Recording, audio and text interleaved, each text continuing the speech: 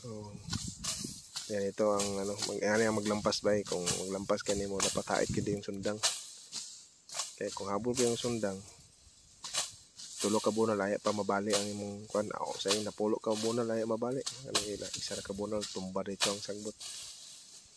Pas kaya na danya overlooking yan dito lugar.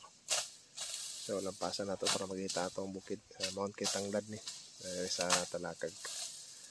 So ngani ni ka kuan paspas ting lampas basta kuan hait ang sundang.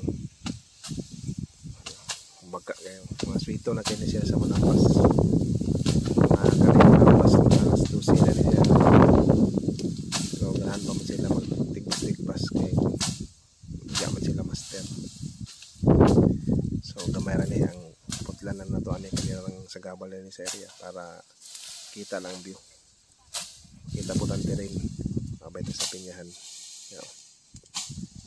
So ingani ra